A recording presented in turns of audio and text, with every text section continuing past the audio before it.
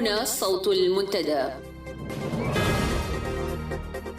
صوت المنتدى بث إذاعي يأتيكم يومي الأربعاء والسبت من كل أسبوع، وفي الأوقات من 8 إلى 9 مساء أيام الأربعاء، ومن 9 إلى 10 مساء أيام السبت بتوقيت إريتريا.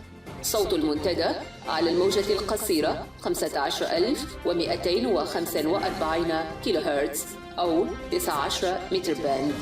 صوت المنتدى على مدى 24 ساعة في القمر الصناعي النايلسات ب8 درجات غربا، وعلى تردد 11678 للاستقطاب الرأسي.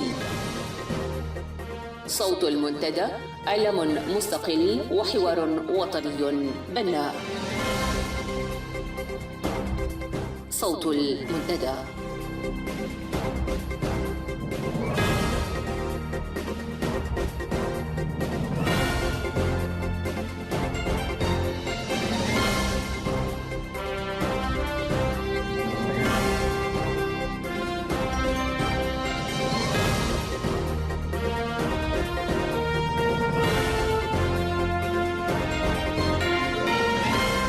المستمعون الأعزاء، مساء الخير وأهلا بكم في صوت المنتدى.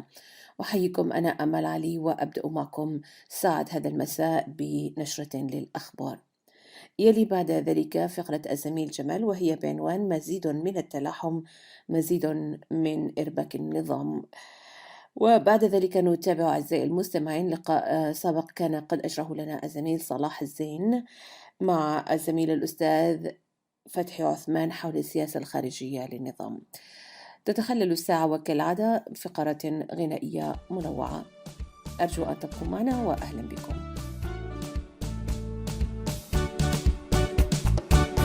خيط لميرحت قيست أكي مكايد، خيط بتت لميرحت قيست أكي مكايد، وديتو شعبنا يحيا ويمايد، قاب أحلى شعبنا يحيا ويمايد، وكهلت ولدايد حرمت ولد أنسايد، بعلتات الكيبة لأكلت رايد، بعلتات الكيبة لأكلت رايد.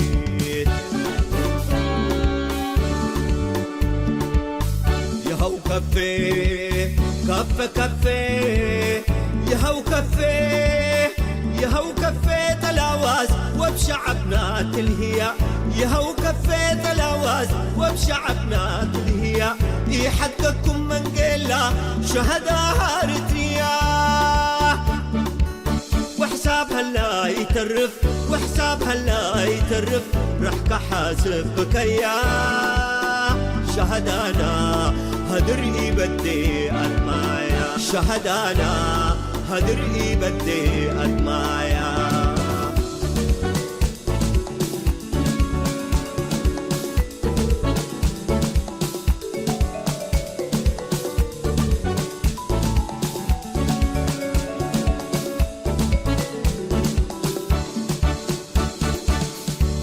بتت لميرحت قيست أكي مكايد، خيط بتت لميرحت قيست أكي مكايد، وديتو شعبنا يحيا ويمايد، قاب أحلى شعبنا يحيا ويمايد، وكهلت ولدايد حرمت ولد أنسايد، بعلتات الكيبة لأكلت رايد، بعلتات الكيبة لأكلت رايد.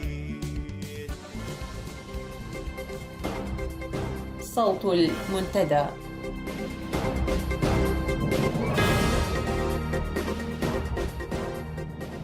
في عناوين الأخبار لهذا المساء: الحكومة الإثيوبية تعلن عن مقتل 30 مسلحا وتحذر الحكومة الإريترية من التدخل.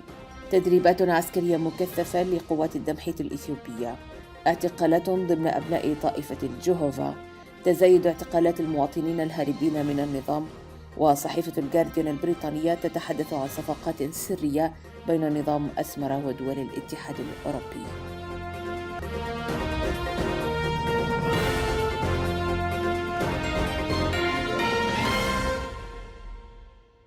الأخبار بالتفصيل. ذكرت وكالة الأسوشيتد بريس نقلا عن تصريح لمسؤول حكومي إثيوبي أن الشرطة الإثيوبية قتلت 30 مسلحا حاولوا دخول أراضيها بطريقة غير شرعية من إريتريا. وذكر الخبر أن إسفا إبيو من مفوضية الشرطة الاتحادية الإثيوبية قال لإذاعة فانا التابعة للدولة أن القوات الإثيوبية اتخذت تدابير ضد المسلحين الذين يعتقد أنهم مدربين ومدعومين من إريتريا، وأضاف: تم إلقاء القبض على عدد منهم، ولم يذكر متى وقعت أحداث القتل، وجنسيات الضحايا أيضا غير واضحة. وأضاف: لقد حاولت القوات الدخول إلى إثيوبيا من الجزء الغربي من منطقة تيغراي، ولقد نجحنا في السيطرة على حركتهم ومهاجمتهم دون السماح لأحد منهم بالهروب. وتأتي عمليات القتل هذه عقب تحذيرات لرئيس الوزراء الإثيوبي هايلي مريم ديسالين في جلسة خاصة للبرلمان الإثيوبي لتناول الموازنة يوم الثلاثاء الماضي. قال أن إثيوبيا سوف تتخذ إجراءات لمعاقبة الحكومة الإريترية إذا استمرت في استفزازاتها حسب تعبيره. وعلى صعيد آخر، أفادت مصادر المنتدى في مدينة جلوج أن قوات المعارضة الإثيوبية المسمى بدمحيت تلقت بعض عناصرها تدريبات عسكرية خاصة في منطقتي مايا وعوي وعجمت في عمق الأراضي الإريترية. وقد وصلت هذه الوحدات مساء الخميس 19 من يونيو إلى مدينة أم حجر ضفاف نهر السيتيت لتتم عملية دمجها بالقوات المقاتلة. هذا وقد جرت مراسم هذا الخلط تحت إشراف ضابط إريتري وهو العميد تخلي منجوس. كما أوضحت مصادر المنتدى أن هذه القوات تتكون من لواءين عسكريين. وأثناء فترة التدريب في منطقة عجامات أشرف عليهم إداريا الرائد تدسي تخلو عضو هيئة مراقبة الحدود. فضلا عن هذا، تشير مصادرنا أن قوات الدمحيت التي شاركت في العمليات الحربية الأخيرة عاد العديد منها إلى الأراضي الإريترية، وأن جرحاهم يتلقون العلاج في المستشفيات العسكرية للجيش الإريتري بمدينتي تسني وبارنتو. وكذلك أن سيارتين للشحن أفرغتا من حمولتهما من المواد التموينية لهذه القوات في مخازن بضواحي مدينة جلوج. اعتقلت السلطات التعسفية في إريتريا في 6 من يوليو في تمام الساعة 7 مساء 16 عضوا من معتنقي طائفة الجهوفا المسيحية في مدينة عصب، وذلك أثناء تأديتهم للصلوات في منزل أحد أفراد الطائفة. ويؤكد مصدر المنتدى أن هؤلاء المعتقلين على خلفية ممارسة شعائر مدينية توجد من بينهم 10 نساء. وفي خبر ذات صلة بمنطقة عصب، تفيد الأنباء بأن سلطات الطاغية بعثت بتعميم للقطاع العسكري الشرقي تحظر فيه الاستماع إلى إذاعات المقاومة التي أسمتها بالإذاعات المعادية من قبل قوات الدفاع الإريترية. وتفيد مصادرنا في هذا الصدد أن أفراد الجيش هناك يستمعون للإذاعات عبر وسائلهم السرية الخاصة. في الوقت الذي يعاني فيه أبناء شعبنا من جحيم النظام وتزايد حالة التململ والتذمر من الأوضاع المزرية التي يقاسنها على يده، أفادت مصادر إذاعة صوت المنتدى أن أعداد المواطنين المقبوض عليهم وهم في حالة هروب على مشارف الحدود هي الأخرى في تزايد مضطرد، حيث يزج بهم في معسكرات الاحتجاز المنتشرة كالسرطان في بقاع الوطن. وفي هذا السياق أوضحت مصادرنا أن أعداد الفتيات التي تم القبض عليهن على الحدود الإريترية مع دول الجوار وزج بهن في مركز الاحتجاز المعروف بقرقارة بالإقليم الجنوبي في المنطقة الواقعة بين ترى أمني وخورباريا أصبح مقلقا للغاية. وحذرت مصادرنا من تأزم الأوضاع بمعسكر الاحتجاز المذكور عقب إضافة السلطات القمعية في الفترة المسائية من التاريخ 4 من هذا الشهر عدد 126 فتاة إليه، ليرتفع عدد المحتجزات به إلى أعداد خيالية تفوق إمكانات المركز، وتزيد من معاناة المحتجزين الذين يعانون مسبقا من المعاملة السيئة وتفشي الأمراض المعدية كالإسهال والأمراض النفسية والاكتئاب والقلق، مما يدفع بالكثيرين إلى الانتحار. وذكرت مصادرنا أيضا أن أغلب الفتيات التي يتم وتم احتجازهن في يوم 4 من هذا الشهر لا تتجاوز أعمارهن سن القانونية، ولذا يتوقع بأن تكون هناك مخاوف عالية من تعرضهن لانتهاكات جنسية من قبل القائمين على المعسكر. والمعروف عن مركز كركارة للاحتجاز أنه من أسوأ المراكز من حيث الأعداد الكبيرة المحتجز به، فضلا عن أن منشآته تكثر بها الأقبية الضيقة التي تضيق على قاطنيها من المحتجزين، بالإضافة إلى قلة الرعاية الصحية وسوء التغذية، فضلا عن أنواع التعذيب التي تمارس به. وكانت لجنة التحقيق التابعة للأمم المتحدة قد اتهمت النظام الاستبدادي في تقرير تقدمت به إلى مجلس حقوق الإنسان يوم 24 من الشهر الماضي بانتهاكات واسعة يتعرض لها الإريتريون أثناء محاولتهم الهرب على الحدود الإريترية من قبل الأجهزة القمعية للنظام، والتي وصفتها بأنها انتهاكات ترتكب خارج نطاق الأطر القانونية وبطريقة واسعة وممنهجة. وأخيرا ذكرت صحيفة الجارديان البريطانية أن مسؤولين بالأمم المتحدة ومنظمات حقوق الإنسان يشعرون بقلق متزايد إزاء الصفقات السرية التي يتم إبرامها بين إريتريا ودول الاتحاد الأوروبي، والتي تهدف إلى منح أموال لنظام أسمرة أو رفع العقوبات عنهم مقابل فرض رقابة أكثر صرامة على الحدود. وأشارت إلى أن رئيس الوزراء النرويجي جوران كيلمير يتعرض لانتقادات بسبب زيارته لإريتريا، والتي تهدف إلى إبرام اتفاقية من أجل إعادة اللاجئين الإريتريين، وتعد إريتريا بمثابة كوريا الشمالية في إفريقيا بسبب الإجراءات القمعية للحكومة. وأضافت أن مسؤولين إيطاليين وبريطانيين قد سافروا على الأرجح إلى العاصمة الإريترية أسمرة في مهام مماثلة. وقد أعلنت وزارة الخارجية البريطانية أنها لن تعلق على هذه الأنباء. ويمثل الإريتريون ثاني أكبر مجموعة بعد السوريين في الهجرة إلى أوروبا، حيث يغادر نحو 200 شخص يوميا البلاد، ويرسل المهاجرون الأموال من أجل دعم السكان الذين بقوا في البلاد. وأضافت الصحيفة أيضا أن المملكة المتحدة قد أصدرت توجيهات جديدة بشأن إريتريا، وأن معدل رفض طلبات اللجوء المقدمة من قبل المواطنين قد زاد من 13% عام 2014 إلى 23% حتى الآن. ونسبت الصحيفة إلى مسؤول داخل الأمم المتحدة قوله أن شخصيات أوروبية رفيعة المستوى قد توجهت إلى أسمرة، وأن من الواضح أن هناك إرادة سياسية لحل أزمة المهاجرين من خلال إغلاق الحدود من الجانب الإريتري، وهو أمر خطير للغاية، لأن ذلك من شأنه تعزيز عمليات الإضراب والقتل على الحدود. نهاية النشرة.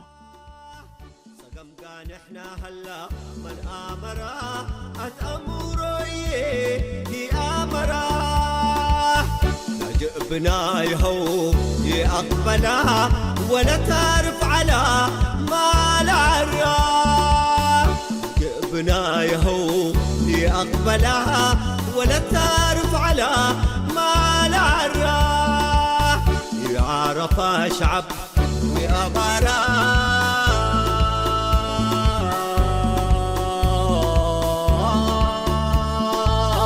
قضيتنا نآمر أسرارا. قضيتنا نآمر أسرارا.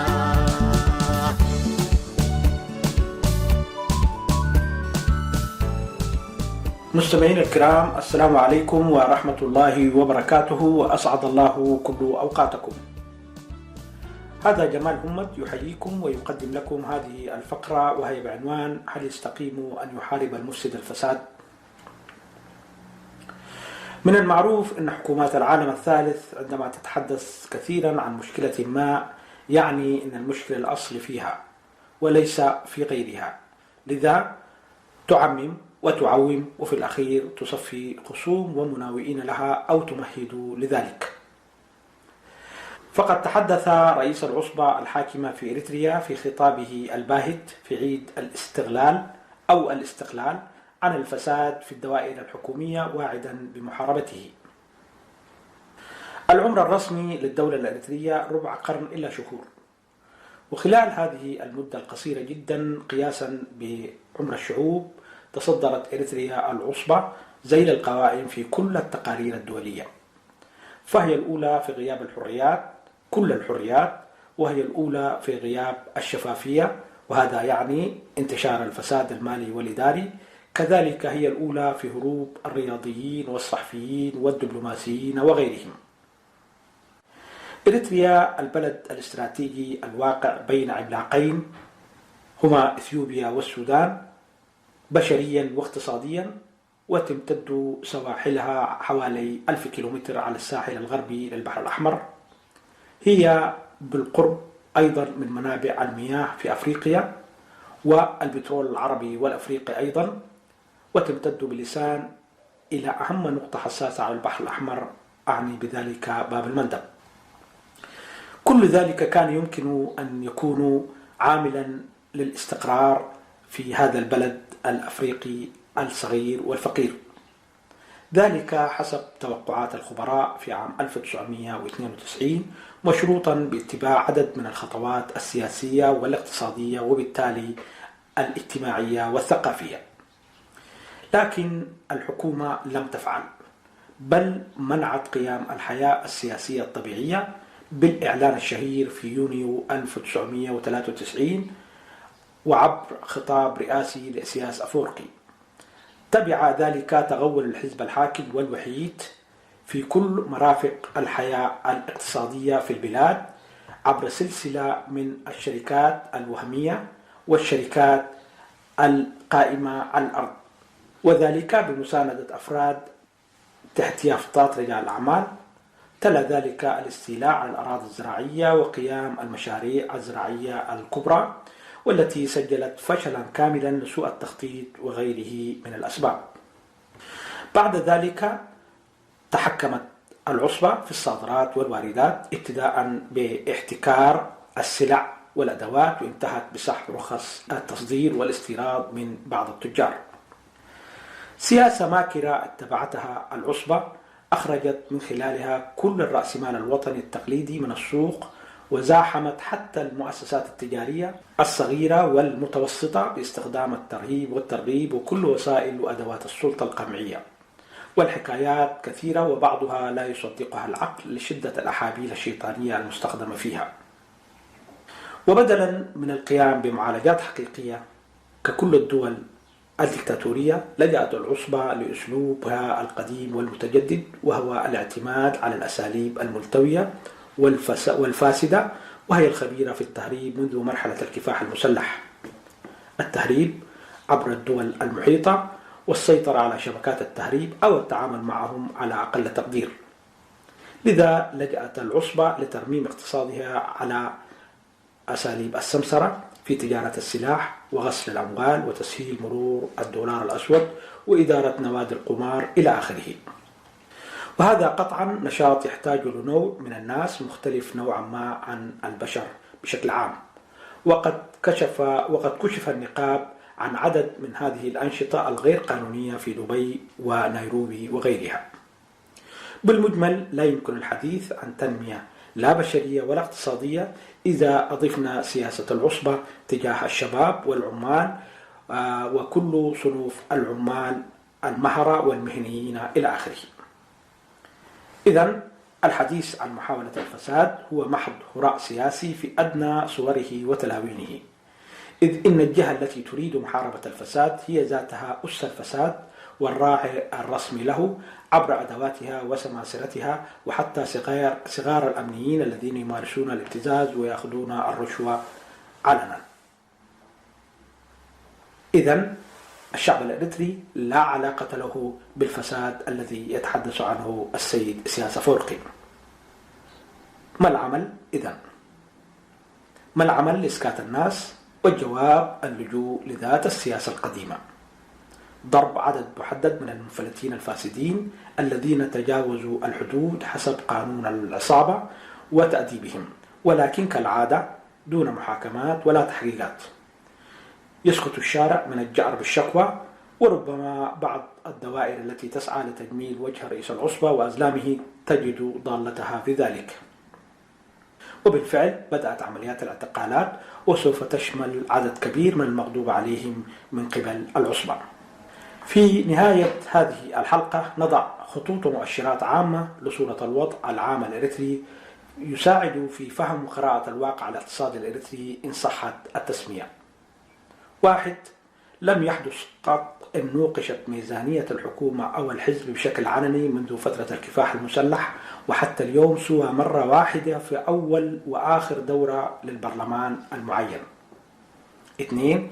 يدار الاقتصاد الإريتري من قبل مجموعة صغيرة حول الرئيس أبرزهم حاغوس كشة ويماني قبرآب، وعدد كبير من الحلقات الغير متصلة من السماسرة الإريتريين والأجانب، وعبر شبكة من العلاقات المشبوهة مع دول الجوار ومن بينها السودان والإمارات وخاصة دبي والسعودية وجنوب السودان إلى آخره، وعبر شركات أيضا متعددة الأغراض كشركة البحر الأحمر وسجن وغيرها. 3. لا وجود للهيئات الرقابية المدنية منها والحكومية أو الحزبية، لأن الحياة المدنية معطلة، ووجود تنظيمات كاتحاد المرأة والشباب وغيره هي لأغراض التعبئة وجمع المال، ولتكون ساحة لأجهزة الأمن لاستقطاب الأذكياء والمغفلين اللافعين ولمراقبة التطورات التي تحدث في أذهان الشباب والشابات.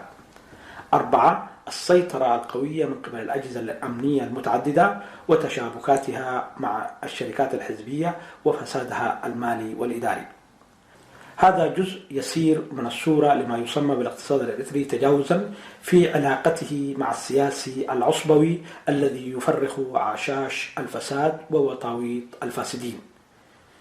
ولكي يذهب الفساد أيها السادة يجب أن يذهب الرئيس وأزلامه مرة وإلى الأبد، وأسعد الله كل أوقاتكم. جئبنا يهو يقبلها ولا تعرف على ما العراف، جئبنا يهو يقبلها ولا تعرف على ما العراف، يعرف شعب وأبارا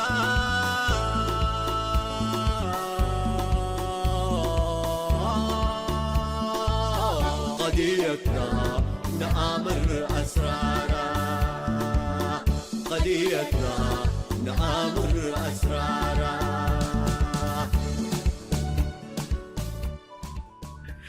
مستمعي ومستمعات صوت المنتدى، ضيفنا في هذا اللقاء الأستاذ فتحي عثمان، الدبلوماسي السابق والمحلل السياسي والكاتب. مرحبا بك في صوت المنتدى. أهلا ومرحبا بك زميلي صلاح الزين، يا أهلا بك وشكرا لكم لإتاحة هذه الفرصة لي. شكرا لك لتواجدك معنا وقبولك هذه الدعوة. سنتناول هذا المساء ربما عنوان كبير، ولكن في الشأن الإريتري بالتحديد، السياسة الدبلوماسية إن صح التعبير وفلسفة الحرب، يعني أيهما تقع على الآخر؟ هل للنظام منذ نشأته أو للدولة منذ تكوينها دولة الجبهة الشعبية إن صح التعبير أيضا؟ هل اتبعت سياسة دبلوماسية في تعاملها مع الجيران، حيث الدبلوماسية هي فن الممكن مثل السياسة، وهي فن حلول المشاكل بالطرق السلمية، والحرب والتي هي في نظر السياسة بالتحديد هي أنجع الحلول، وينتج عنها طبعا الدمار والخراب والتشرد الذي نراه في الشعب الإريتري، وكل ما نراه من مآسي ينتج عن الحروب التي بدأ السياسي يخوضها في حل مشاكله مع الجيران أو حتى المشاكل البعيدة من الجيران أيضا. فدعنا نبدأ في هذا الأمر. كيف تنظر بشكل عام كمدخل في التعامل مع حل الإشكالات؟ كيف يتعامل السياسي ومجموعته في حل الإشكالات خارجيا وداخليا؟ في البداية أشير إلى حقيقة أن الجبهة الشعبية كتنظيم كان في الأساس تنظيما عسكريا، وتنظيم عندما نقول تنظيم عسكري أنه هو كان يغلب عليه الطابع العسكري من ناحية الاستراتيجية، من ناحية البناء، من ناحية التوجه. لذلك التنظيم أفرز نخبة عسكرية ولم يفرز نخبة سياسية ولم يفرز مؤسسات سياسية. المؤسسات السياسية داخل الجبهة الشعبية تشمل اللجنة المركزية، ومن زمان كان ما يسمى بالمكتب السياسي، إلى المؤتمر التنظيمي الثاني، وتغيرت التسمية إلى لجنة مركزية ومكتب تنفيذي، ولكن ظلت هذه الأجهزة أجهزة سياسية بدون قرارات حقيقية، باعتبار أن التنظيم كان تنظيما عسكريا منذ النشأة. لذلك حقق إنجازات عسكرية لم تكن مسبوقة حتى على مستوى العالم، يعني لأنه لا يمكن التقليل من النصر العسكري الذي حققه الشعب الإريتري، لأنه كان بمقاييس العسكرية شيء لا يمكن الاستهانة به مطلقا يعني. وهذا طبعا يعزى بدرجة أساسية إلى تضحيات الشعب الإريتري منذ بداية الثورة انتهاء بنيل التحرير والاستقلال. ولكن الجبهة الشعبية يعني أحدثت تحول في مسار الثورة الإريترية بأنها حولت مسار الثورة من العمل السياسي الذي تم في الأربعينات إلى عمل عسكري يعتمد على العسكرية بكل الأوجه ويحقق الإنجازات قياسا على ذلك. فلذلك كانت طبيعة التنظيم طبيعة عسكرية. ولهذا السبب عندما تم التحرير لم تجد الجبهة الشعبية في متناول يدها أي وسيلة من الوسائل التي يمكن بها أن تحل المشاكل غير الأداء العسكري. وهذا طبعا لأنه عيب في التكوين الأساسي للتنظيم. على هذا الأساس دخلت الجبهة الشعبية علاقاتها مع دول الجوار في أزمات متعاقبة، أزمة وراء أزمة. لماذا؟ لأن السياسة أو الدبلوماسية باختصار هي فن تنفيذ السياسة الخارجية. هذا يعني أن الدبلوماسية تعريفا لها هي تحقيق السياسة الخارجية للدولة. وهذا يفترض أن الدولة لها سياستين، السياسة الأولى هي السياسة الداخلية، والسياسة الثانية هي السياسة الخارجية التي تحقق مصالحها مع دول الجوار في إزاء مسرح عالمي تحكمه قواعد وأعراف، وفي بعض الأحيان قد لا تحكمه إلا القوة يعني. أيا كان هناك مفهوم واضح هو مفهوم المصلحة الوطنية الذي يجب أن تعمل الدبلوماسية على تحقيقه كواحد من أدوات السياسة الخارجية. السياسة الخارجية لا يمكن أن تتم بدون أن يكون هناك جهاز يرسمها. هذا الجهاز يجب أن يكون متخصص ويكون سياسي، وطبعا تبدأ من فوق يعني.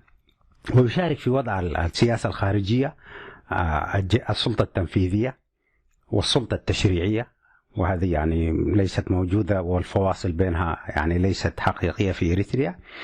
ولكن لو أخذنا دولة ذات مقياس ديمقراطي مثلا أو ذات فصل للسلطات، نجد أنه ترسم داخل البرلمان وتوكل الجهات التنفيذية بتنفيذها، وتقوم الدبلوماسية عبر وزارة الخارجية والكادر الدبلوماسي بتنفيذ هذه السياسة في الخارج. وهناك موجهات عامة اللي هي موجهات القانون الدولي العام، وهناك موجهات خاصة لكل دولة. يعني مثلا لو أن دولة محددة من الدول ربطت علاقاتها مع دولة أخرى من ناحية عسكرية، غالبا ما يكون الممثل الدبلوماسي هو من مؤسسة عسكرية، وإن كان شخصا مدنيا لكن يكون عادة ذو خلفية عسكرية. أما إذا كانت علاقة بالأساس اقتصادية فيوكل إدارة السفارة أو إلى شخصية اقتصادية من أجل تحقيق مصلحة محددة. إذن في الأساس الدبلوماسية هي فن تحقيق السياسة الخارجية. ونحن في إريتريا يعني ليس لدينا فصل وليس لدينا صراحة سياسة داخلية واضحة حتى تتوفر لدينا سياسة خارجية. جميل. الآن في المنظور النظري عرفت بشكل جيد للمستمع ما هي الدبلوماسية. فلنأتي إلى العملي. الجبهة الشعبية أسست الحكومة، وأول خلاف أو أزمة سياسية كانت مع دولة جارة كبيرة وهي المملكة العربية السعودية، بسبب ربما رغبة السعودية في إشراك كل التنظيمات الإريترية في عملية إدارة الاستفتاء. ثم بعد ذلك ذهبنا إلى مشكلة حنيش، ثم بعد ذلك السودان وجيبوتي وإثيوبيا. فبناء على هذه المعطيات، هل كانت لدولة سياس أو لحكومة سياسة خارجية؟ لكي نقول أن هناك سياسة خارجية يجب أن نحدد المؤسسات التي تنفذ السياسة الخارجية. المؤسسة الأولى التي تنفذ السياسة الخارجية في إطار كل بلد هي وزارة الخارجية. وزارة الخارجية في إريتريا من بعد التحرير من هم الذين تولوا رئاستها؟ هم قدام المقاتلين الذين رأسوا ما يسمى بجهاز العلاقات الخارجية، سواء كان الأمين محمد سعيد أو محمد سعيد باري أو محمود شريفه ومن تبعهم بعد ذلك. إذن هؤلاء معروف ما هي مؤهلاتهم، يعني في هم نخبة عسكرية مدنية مقاتلين كان لهم دور مشهود يعني في خلال فترة التحرر الوطني، وهذا لا ينكر، ولكن متطلبات الدبلوماسية شيء آخر. يعني في إريتريا كانت الدولة الوحيدة التي لم يكن وزير خارجية يستطيع التحدث باللغة الإنجليزية، يعني هذه واحدة من ثانيا الجهاز نفسه لم يعني إلى اليوم وزارة الخارجية لا تضم أكثر من 200 موظف في الداخل والخارج، يعني من سفيرها إلى خفيرها وزارة الخارجية الإريترية لا تضم. ثم ثالثا وزارة الخارجية الإريترية الموظفين في الخارجية الإريترية لا يتجاوز 200 إلى الآن، لا يتجاوز 200 في الداخل والخارج. لاحظ لو كنا نتحدث مثلا أنهم 200 في الداخل و200 في الخارج، موظفي وزارة الخارجية الإريترية الآن مهما لا يصلوا إلى 200 في السفارات وفي داخل الوزارة، بينما 200 في بعض الوزارات التي ليست كبيرة في دول الجوار يعملون في قسم واحد في وزارة واحدة. يعني لا أستطيع أن أقارن إريتريا بمصر، ولكن 200 الذين يعملون في وزارة الخارجية يمكن يعملوا في قسم البروتوكول في وزارة الخارجية المصرية يعني. وطبعا مع عدم اتفاق المقارنة، لكن يبدو أن وزارة الخارجية السودانية مثلا أو اليمنية أو حتى الجيبوتية أكبر من وزارة الخارجية الإريترية، لأنه تحتاج إلى كادر. لكن الحكومة الإريترية تنظر إلى أن العمل الدبلوماسي هو امتياز. لذلك من المفارقات القريبة عندما سئل إيساياس أفورقي بعد التحرير من سيكون ممثلي إريتريا في الخارج، قال نفس الذين حملوا السلاح هم سيكونوا ممثلين إريتريا في الخارج، ولا يحلم من هم في الخارج بأن يكونوا هم سفراء إريتريا. هذا المنطق المعكوس يعني لا يتفق مع وهو لا زال سائد. يعني إيساياس يعتبر أنه المسألة كأنها امتياز أن تكون سفيرا في الخارج، بينما سفير إريتريا في الخارج يعني بائس، يعني هذا أقرب وصف له، يعني لأنه من البؤس الذي يعني يعاني منه سفراء إريتريا في الخارج أن لا يسمح لهم بأخذ أسرهم إلى الخارج. ليس من هناك يعني أنا أثق بك ممثل للدولة، ولكن لا أثق بك أن تحمل أسرتك إلى الخارج. إذن دعونا من مسألة البؤس التي تعتبر السفراء والممثلين الدبلوماسيين في الخارج، ولكن الإشكالية في أنه لم يكن هناك كادر أو مؤسسة تحقق السياسة الخارجية عبر الدبلوماسية. طيب، هل هناك سياسة خارجية؟ كيف تصف السياسة الخارجية الإريترية من خلال خبرتك وعملك في أكثر من سفارة خارج إريتريا، وهذه الحالات التي ذكرتها من نزاعات سياسية وحروب لكل دول الجوار، ما هي الأسباب التي دفعت إلى ذلك؟ في الأساس وزارة الخارجية كما ذكرنا هي المنفذ الرئيسي للسياسة الخارجية للدولة عن طريق الدبلوماسية.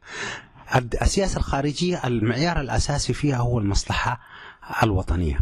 في إريتريا لم يحصل جهد يحدد بموجب ما هي المصلحة الأمنية لإريتريا، ما هي المصلحة الاقتصادية لإريتريا، ما هي المصلحة مع دول الجوار. لذلك السياسة الخارجية لإريتريا إلى الآن ليست محددة المعالم، هي تدار من قبل مكتب الرئيس فقط، ولا يعرف يعني ما هي موجهات العمل الدبلوماسي. يجب أن يعرف كل دبلوماسي يعمل في الخارج أو الداخل ما هي المصلحة التي يعمل من أجلها.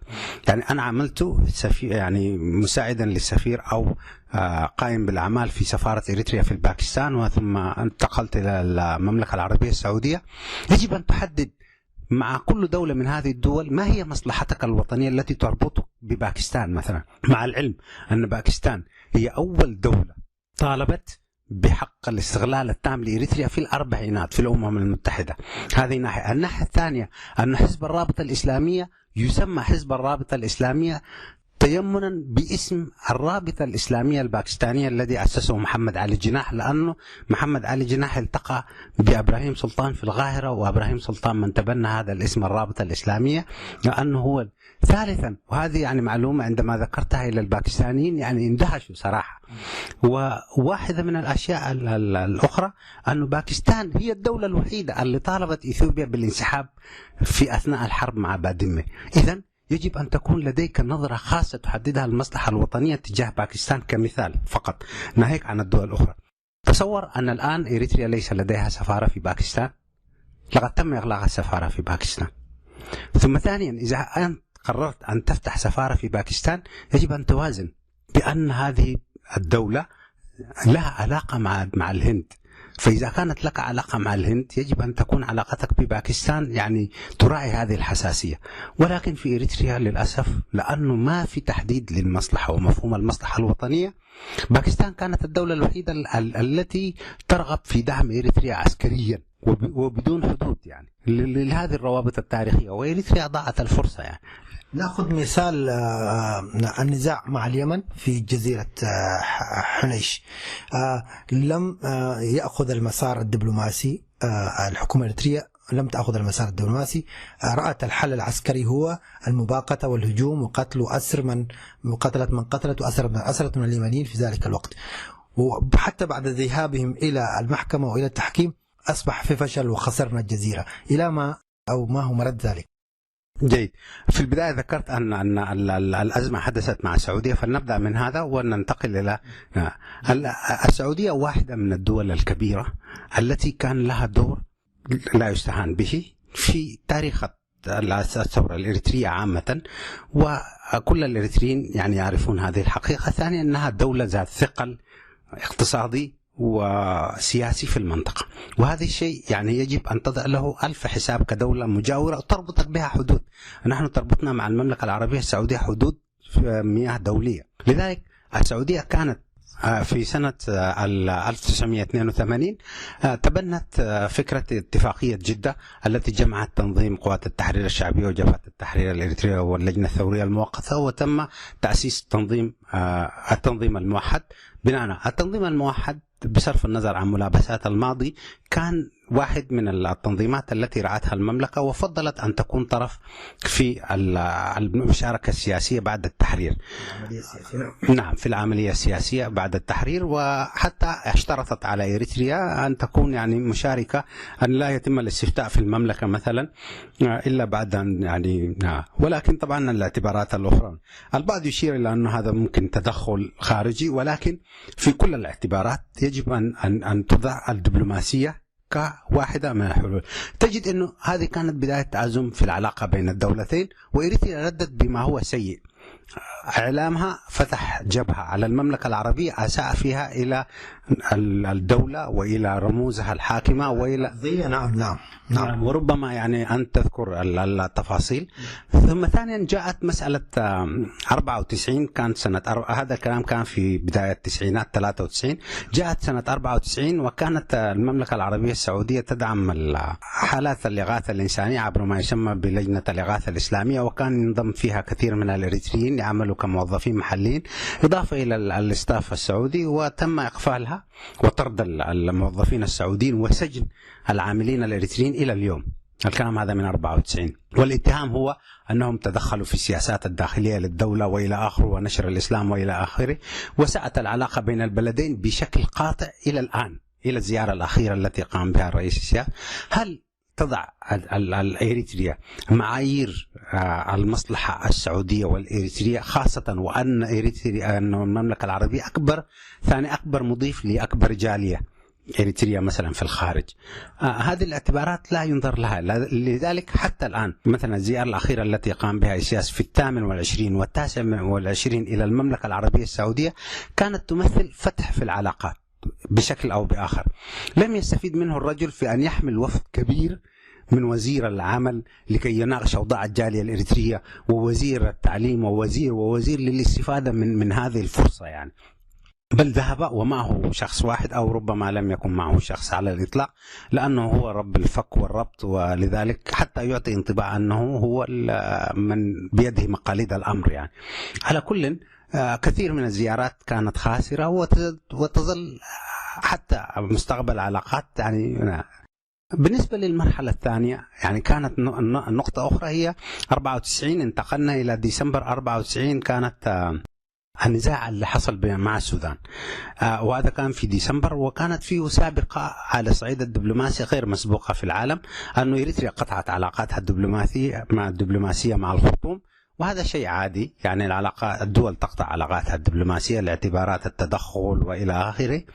ولكن ما هو غريب أنه تم قطع العلاقة في ديسمبر 94، وفي شهر مايو أو يونيو تم تسليم مبنى السفارة السودانية المملوك للحكومة السودانية إلى المعارضة السودانية بشكل سافر وواضح، وكان محط احتجاج الحكومة السودانية لأنه يعني لا يتفق مع العرف الدبلوماسي، مع مراعاة أنه هناك حقيقة ذكرتها أنت في حوار سابق أن السفارة الإريترية في أديس أبابا لا زال العلم الإريتري يرفرف فيها، يعني بإمكان الحكومة الإثيوبية أن تسلمها لأي تنظيم معارض، ولكن احتراما للأعراف الدبلوماسية لم يتم هذا الشيء، وهذا حدث في إريتريا. وحقيقة الأمر أن الصراع مع السودان كان بإعاز أمريكي واضح تحت شعار محاربة الإرهاب، وإن لم لا نبرئ السودان تماما، لأن الحكومة السودانية كان لها اتجاهاتها في زعزعة الأمن في المنطقة، ولكن المؤكد أن الحكومة الإثيوبية والحكومة الإريترية تلقتا دعم أمريكي مباشر لقلب نظام الحكم في الخرطوم. وإريتريا حصلت على مبلغ 10 ملايين دولار دعم فني، يسمى دعم فني من الولايات المتحدة الأمريكية من أجل تنفيذ هذا المخطط. وكان رأس الرمح في هذا المخطط السياسة الخارجية الإريترية والإثيوبية بشكل مشترك عندما كانت الأمور يعني في إذا أتينا في التفاصيل بتاعت قطع العلاقات، تردد في ذلك الوقت ونحن هناك أن وزير الخارجية بطرس سلمون كان في الأمم المتحدة ولم يعلم بقطع العلاقات إلا من خلال دبلوماسيين آخرين في قاعة الجمعية العامة للأمم المتحدة. الحقيقة أنه كانت هذه مفاجأة، لأنه كل إريتريا قامت يعني في الصباح ووجدت أنه صدر بلاغ مقتضب، حتى أنه ربما لم يكن من وزارة الخارجية بقطع العلاقات، وأي مسؤول يعني تم الاتصال به من أجل تأكيد هذا الشيء لم يعلق بشيء. وطبعا صادف هذا انعقاد الدورة العامة لجمعية الأمم المتحدة، وكان وزير الخارجية في الخارج، ويحدث هذا في كثير من الأحيان. عادة لا زالت وزارة الخارجية تدار من مكتب الرئيس، القرارات الحيوية لا زالت تتخذ من هناك، وقد لا يعلم بها حتى وزير الخارجية. لكن قضية حنيش يعني، وأنت كنت فترة جزء من أو كنت تعمل داخل هذه المفوضية، حدثنا عن مشكلة حنيش بشكل موجز. الحقيقة أنه التصعيد في حنيش الجانب العسكري كان مفاجئ بالنسبة لإريتريا. مفاجئ بالنسبة لإريتريا أن اليمن أولا في البداية أعطت ترخيص لشركة ألمانية بتسهيلات لإجراء أو تركيب أو تأسيس نادي للنشاط الرياضي البحري في المنطقة. إريتريا اعترضت على هذا الشيء وحدثت المواجهة العسكرية. وإريتريا طبعا في هذه الحالة في روايات عدة أنه اليمن أخذت جزيرة زقر الكبرى لأنه إريتريا لم تستطع منعها من أخذها، واليمنيين فعلا نزلوا في حانش واستولوا عليها، ولكن التفت عليهم القوات الإريترية، وتفاصيل المسألة موجودة يعني. هذا كان في ديسمبر 95. في 96 مايو تم توقيع اتفاق السلام أو التحكيم. اتفاق التحكيم نص وكان وقعه من إريتريا للمفارقة، لم يوقعه وزير الخارجية، بل وقعه وزير الثروة السمكية آنئذ الراحل صالح مكي.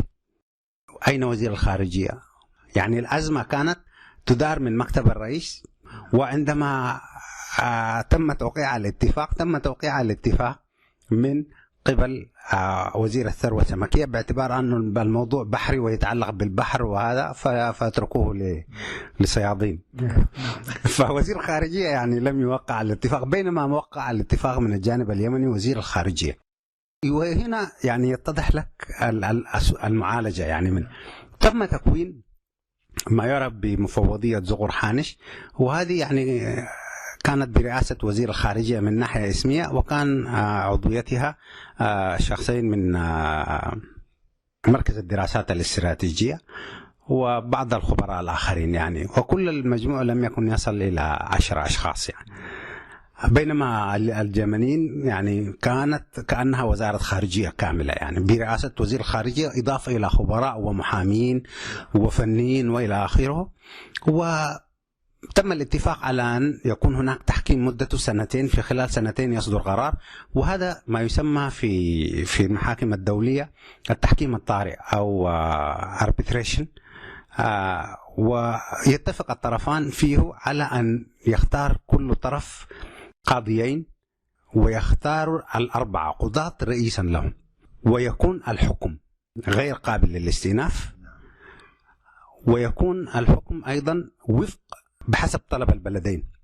يعني أنا أطلب أن يكون الحكم في موضوع حانش ولا يتعدى ذلك، وأن يستخدم القانون الدولي العام والحالات المماثلة، يعني حتى الأدوات التي يجب أن تستخدم تحدد باتفاق الطرفين. تم توقيع هذا الاتفاق في سنة 96 في باريس، وبناء على ذلك تم تكوين المفوضية، وكانت ترأسها محامية من الولايات المتحدة الأمريكية الآن تعمل مستشارة للرئيس. وتم بالفعل يعني العمل على جمع كل الأدوات والوثائق والأدلة التي تثبت إريترية هذه الجزر. هنا بدأ فريق من المحامين الأجانب بالأساس وجزء من الفريق الإريتري بجمع كل وتولت المهمة شركة محاماة أمريكية، وكانت بشكل مجاني خدمة للحكومة الإريترية بعلاقات كانت تربط المؤسستين، يعني إريتريا مع هذه الشركة. وتم بالفعل جمع المعلومات، وكان قبل ذلك تم اليمن اختارت محاميين أو قاضيين، أحدهما أمريكي والآخر مصري، واختارت إريتريا قاضيين أمريكيين، والأربعة اختاروا السير روبرت جينيس اللي هو يعني حجة في القانون الدولي، وكان رئيس المحكمة ورجل يعني حجة في القانون الدولي، وهو رأس هذه. ومضت الجلسات على جلسات أولى يقدم فيها مرافعات مكتوبة، وبعد ذلك تكون هناك مرافعات شفوية جرت في 98 فبراير في لندن. وصراحة خسرت إريتريا بعد 2 التحكيم. فلماذا خسرت إريتريا التحكيم؟ أولا استفاد اليمنيون من خارطة أصدرها وزارة السياحة في إريتريا، وتشير هذه الخارطة إلى كل الجزر الإريترية، ومن ضمنها جزيرة حانش باللون الأخضر يعني اللي هو لليمن، لون الأراضي اليمنية في تلك الفترة. واحتجوا به الجانب اليمني، احتج بهذه الخارطة بأنها ليست خارطة أهلية بل هي خارطة حكومية. على كل هذا واحد من الأشياء. بينما قدم الجانب الإريتري واحد من الأشياء المهمة، وهو شريط فيديو يظهر الرئيس منجستو هايلي ماريام وهو في جزيرة حانش. وطبعا الجزيرة هذه كانت تحت الإدارة الإيطالية، والإنجليز لم يكن لهم علاقة بها على الإطلاق. ثم ثانيا كانت تحت الإدارة الإثيوبية. لماذا؟ لأنه هناك مقاتلين من جبهة التحرير الإريترية مدفونين في حانش إلى اليوم، وهذه حقيقة توصلنا إليها، أن بعض المقاتلين الإريتريين في بداية السبعينات كانوا يحملوا السلاح من عدن ويتوقفوا في حانش، ومنها يدخل إلى البر الإريتري عن طريق برعسولي وعسب. فتوصلت معلومات إلى سلاح الطيران الإثيوبي أن هناك مجموعات إريترية، وتم قصف جزيرة حانش من قبل سلاح الطيران الإثيوبي، ولا زالت قبور هؤلاء موجودة هناك يعني، وحتى أسمائهم معروفة، المقاتلين الذين استشهدوا من جبهة التحرير الإريترية في حانش. هذه حقيقة أنه يعني الجزر هذه كانت إريترية، ولكن الإشكال الحقيقي أن إريتريا لم تلتفت لها إلا في حال النزاع. لذلك كيف صدر القرار؟ القرار صدر بهذه الحيثية: وجد القضاة أن اليمن لم يقدم أدلة كافية تثبت قطعا أن الجزر هي جزر يمنية، وبنفس المقدار لم يستطع الجانب الإريتري إثبات أن هذه الجزر جزر إريترية بشكل قاطع. عجز الطرفان اليمني والإريتري في تقديم هذا القرار، يعني في حيثية القرار لا زال موجود ومكتوب. إذا ما الحل؟ جاءوا بمعيار جديد يسمى معيار 10 سنوات الأخيرة. قالوا فلننظر من كان له يد السبق في هذه الجزر أو ممارسة السيادة على هذه الجزر في خلال السنوات 10 الأخيرة. وجدوا أن إريتريا لم يكن لها على الإطلاق أي حضور في هذه الجزر، بينما اليمن على الأقل يعني أعطى تصريح لشركات باعتبار أنه يملك هذه الجزر. وقيل أنه إذا كانت إريتريا فجرت النزاع في سنة 94 بعد الاستفتاء مباشرة لنالت الجزر، ولو خططت الحدود ودخلت في نزاع مع اليمن لنالت هذه الجزر، لأن على طول بدأت. لاحظ أن إريتريا، حتى إريتريا يعني في سياسة في أحد قال نحن لم نكن مهتمين بهذه الجزر لأنه يعني هي يعني تقول لنا ولنا وكذا، ولكن نحن كنا مشغولين. ليس هناك ما يسمى بمشغولين بشيء آخر. الوطن يعني مش هو أسمرة ولا مسوع ولا كرن ولا تسنية. المسوع الوطن هو كل هذه الرقعة الجغرافية يعني. فعدم الانشغال بهذا الجزء من الوطن أكد للقانونيين أن إريتريا ليس لديها الحق فيها يعني. فعلى هذا الأساس يعني وجدوا أن اليمن أحق بهذا الجزء، لذلك أعطوها لليمن، ولكن أدركوا أن الإريتريين الصيادين كانوا يعتاشون على هذه الجزر ويصطادوا فيها منذ أجيال. لذلك أعطوا الحق بالنص القانوني، يحق للإريتريين رغم ملكية اليمن لهذه الجزر بالصيد القانوني في هذا وفق ما ترتبه الدولتان، وإذا حدث أي خلاف يعود إلى تحكيم دولي آخر. ولكن لذلك لا زالت هذه المسألة محل نزاع بين الدولتين. إذن نخلص إلى أنه إريتريا ما دام لم تستخدم هذه الجزر ولم تكن تهتم بها، رد فعل يعني رأت اليمن تريد أن تستثمر وشركة، هذا يعيدنا إلى أنه كيف نتعامل مع الحدود المائية والحدود البرية والخارطة الإريترية. نستطيع أن نضمن ضمن الفشل في رسم السياسة الخارجية ولا نعم، لأنك لم تحدد. يعني مثلا المعروف أنه الخرائط عادة تصدر من هيئة المساحة الوطنية في كل بلاد، وهيئة المساحة الوطنية تأخذ موافقة على إصدار الخرائط من وزارة الدفاع، وهذا ما يحدث في كل الدول. ولكن في إريتريا تأتي مؤسسة وتصدر يعني خارطة بدون موافقة جهات عليا في البلاد. يعني وزارة السياحة ليست وزارة سيادية، يجب أن تأخذ موافقة وزارة الدفاع وغير وزارة الدفاع. يعني هناك جهات عليا يجب أن تركن إليها وترجع إليها. إذن نحن، وحتى يعني لو لم يكن اليمن بادر بهذه الخطوة لكانت الجزر هذه مهملة إلى يوم الدين بحجة أنهم مشغولين بأشياء أخرى يعني. ربما لا يكفينا لقاء، إنما بالتأكيد سيكون لنا حلقة أخرى نتناول فيها بقية الدول مثل المشكل مع إثيوبيا وضمن السياسات العشوائية، السياسة الخارجية لحكومة السياسة ومجموعته. فمستمعينا الأكارم، نختم هذا اللقاء أو هذه الحلقة الأولى من لقائنا الذي سيكون مطولا على ما يبدو مع الأستاذ فتحي. شكرا أستاذ فتحي، ولنا لقاء آخر معك. بالفعل يعني كما ذكرت أن هذا موضوع يعني مضى عليه الآن قريب 24 سنة، ويصعب حصره في حلقة أو حلقتين، ولكن سوف نجتهد بشكل مشترك في أن نصل إلى حقائق أن إريتريا يعني تعاني من أزمات بسبب عدم وجود البعد السياسي والعسكرة والحلول العنيفة لكل المشاكل يعني. نعم، شكرا لك مرة أخرى، وشكرا لكم مستمعين الأكارم، وإلى اللقاء. صوت المنتدى.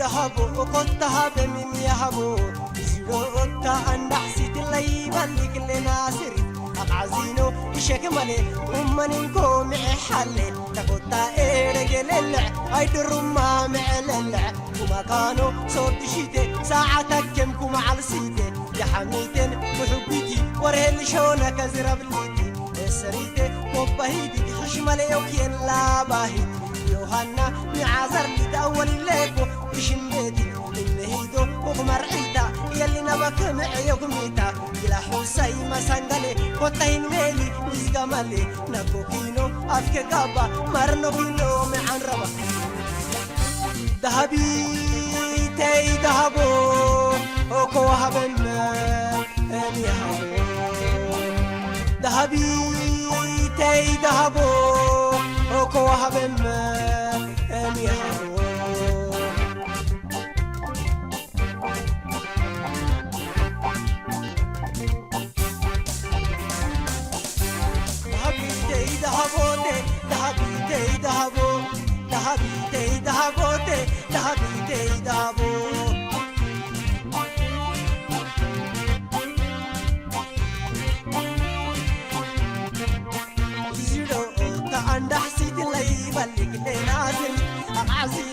شكمالي أماني كومي حالي تكوتا إيري للا هيدر مهان عللا كما كانوا صوت شيتي ساعتك كم كما على سيتي يا حميدني بحبتي ورهل شونا كازيرا بليدي سيدي بوبا هيدي حشمالي ويلا باهي يوهانا نعذر لي توليكو شمبادي إنهيدو ومرعيتا يلي نبطل عيوكم ميتا إلى حسين ما سانغالي وطهين ميلي وزغمالي نكوكينو أفكي كابا مرنوكينو معان ربا عجب كني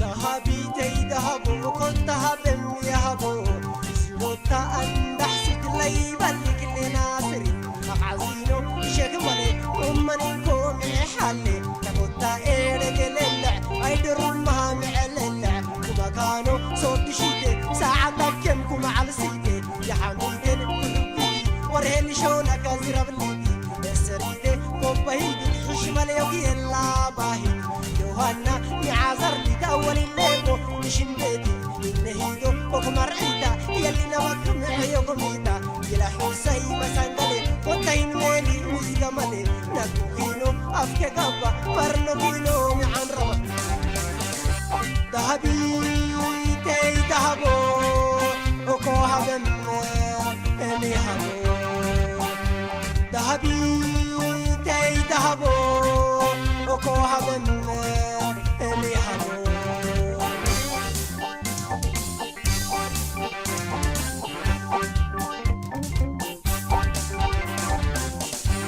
ذهبي تي ذهبو ذهبي تي ذهبو ذهبي تي ذهبو ذهبي تي ذهبو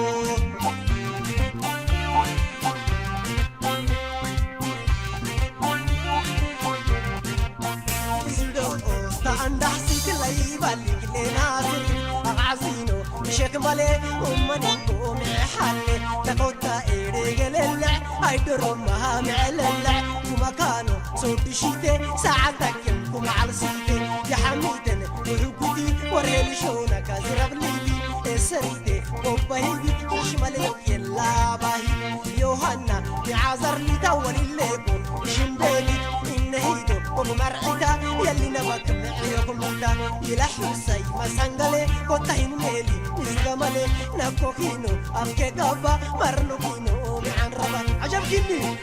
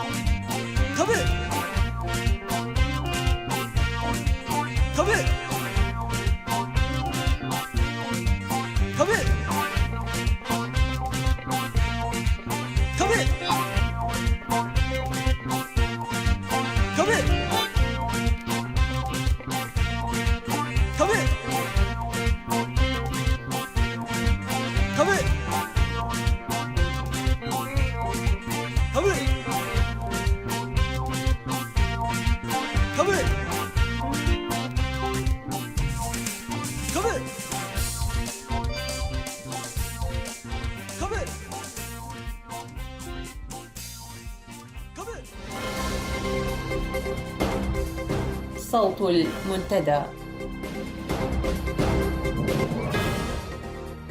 وبهذا أعزائي المستمعين نأتي إلى ختام ساعة هذا المساء، إلى أن نلقاكم الأسبوع القادم. لكم تحياتي وتحيات زملائي، وتصبحون على خير.